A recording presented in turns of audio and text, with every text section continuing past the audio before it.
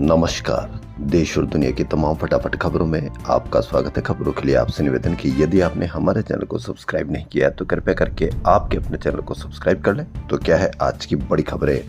कर्नाटक के मंगलुरु में पुलिस ने आरएसएस नेता कल्लड्का प्रभाकर भट्ट और दीपोत्सव कार्यक्रम के आयोजकों के खिलाफ एक व्यक्ति की शिकायत पर केस दर्ज किया है। शिकायत में कहा गया है कि भट्ट ने 20 अक्टूबर को आयोजित इस कार्यक्रम में कथित तौर पर एक भाषण दिया था जो यूट्यूब चैनल पर प्रसारित हुआ। इसमें भट्ट ने धार्मिक नफरत फैलाने, महिलाओं की गरिमा का अपमान करने और सार्वजनिक शांति भंग करने का काम किया है। तो बड़ी खबर, कर्नाटक संघ नेता पर हेट स्पीच का मामला दर्ज हुआ। देश में 15 अक्टूबर को मानसून अलविदा हो गया था, लेकिन रविवार को ऐसा लगा मानो पूरा देश फिर से मानसूनी फुहारों के आगोश में आ गया है। मौसम विभाग की माने तो देश में 90% हिस्से में बादल छाए, हल्की बारिश और मध्यम दर्जे की बारिश हुई। ऐसा इसलिए हुआ क्योंकि देश में 3 मौसमी सिस्टम एक साथ एक्टिव हो रहे हैं। निर्वाचन आयोग राष्ट्रीय स्तर पर मतदाता सूची के पुनरीक्षण की शुरुआत के संबंध में सोमवार को अहम फैसला कर सकता है। मुख्य चुनाव आयुक्त ज्ञानेश कुमार, चुनाव आयुक्त सुखबीर सिंह संधू, विवेक जोशी ने शाम 4:15 बजे प्रेस कॉन्फ्रेंस बुलाई है। आयोग के अधिकारियों के अनुसार इस दौरान आयोग एसआईआर के पहले चरण के कार्यक्रम की घोषणा कर सकता है, जिसमें 10 राज्य और एक केंद्र शासित प्रदेश शामिल होंगे।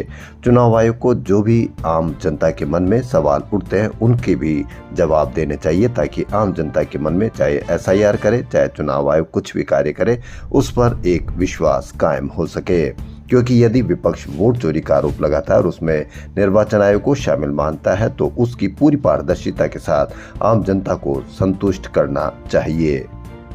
पंजाब में इस साल आई भीषण बाढ़ से फसलें बर्बाद हो गई, सैकड़ों घर ढह गए, कई परिवारों के पास न तो छत बची और न ही रोजगार। ऐसे लोगों के लिए हिमाचल प्रदेश के सिरमौर जिले का गुरुद्वारा बड़ू साहिब घर बनवा रहा है। पंजाब के अमृतसर जिले 8 फैब्रिकेटेड घर बनाए, जिसमें से 7 घर ऐसे परिवारों को दे दिए गए। इन घरों में जरूरत के सारे सामान जैसे 2 डबल बेड, गद्दे, बिस्तर, रसोई के लिए गैस चूल्हा, 2 महीने का राशन और फ्रिज भी दिया जा रहा है।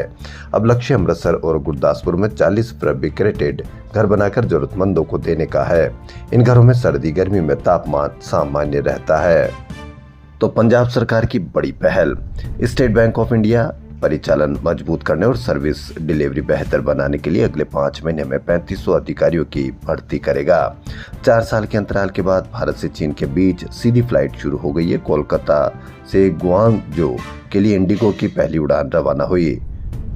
मीडिया किस तरह की खबरों को आपको तोड़ मरोड़ कर पेश करता है, इसकी एक वानगी देखिए। बिहार विधानसभा चुनाव में राजद ने लोक लुभावन घोषणाएं की। राजद नेता तेजस्वी यादव ने रविवार को कहा कि अगर इंडिया गठबंधन सत्ता में आता है तो राज्य के पंचायती राज प्रणाली के प्रतिनिधियों के भत्ते दोगुने किए जाएंगे। उन्होंने पंचायत प्रतिनिधियों के लिए 50 लाख रुपए का बीमा कवर और पेंशन देने की भी घोषणा की। नाई, कुमार, लोहार समाज के लोगों को 5 साल में 5 लाख की सहायता मिलेगी। कटिहार जिले में आयोजित रैली में तेजस्वी ने कहा कि अगर बिहार में इंडिया गठबंधन की सरकार बनेगी तो वक्फ अधिनियम को कचरे में फेंक दिया जाएगा। कटिहार मुस्लिम बहुल जिला है, लेकिन आपको जबरदस्त तरीके से मीडिया कवरेज में हेडलाइंस में यह कहा गया कि वक्फ कानून को खत्म करेंगे। इससे आप अवश्य समझ सकते हैं कि किस तरह से मीडिया मैनेजमेंट किया जा रहा है। कांग्रेस का चुनावी प्रचार छठ पूजा के बाद शुरू होगा। कांग्रेस नेता केसी वेणुगोपाल ने बताया कि राहुल गांधी 29 और 30 अक्टूबर को बिहार दौरे पर रहेंगे।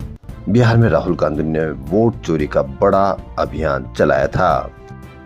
आंध्र प्रदेश के कुर्नूल में हुए बस हादसे में नया खुलासा हुआ। बस के ड्राइवर लक्ष्मैया का लाइसेंस फर्जी दस्तावेजों के आधार पर बनाया गया था। शुक्रवार रात को बाइक से टक्कर के बाद बस में आग लग गई थी और बस में सवार 20 यात्री जिंदा जलने से मारे गए थे।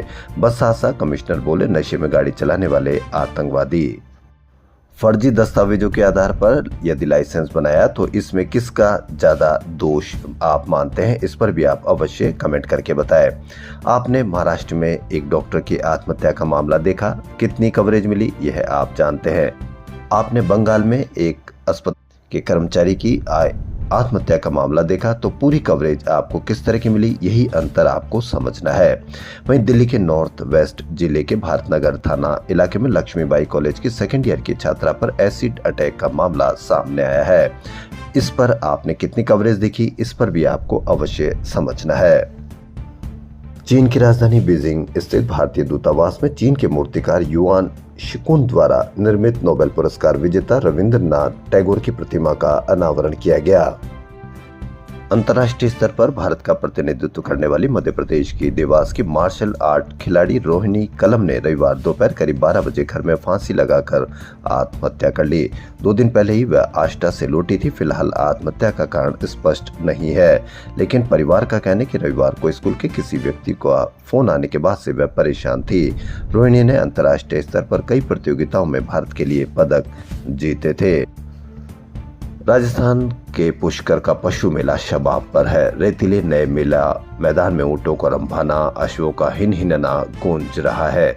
आधे से अधिक मैदान में अश्व पालकों का जमघट लगा हुआ है। बाकी के खुले मैदान में ऊंट अटखेलियां खेल रहे हैं।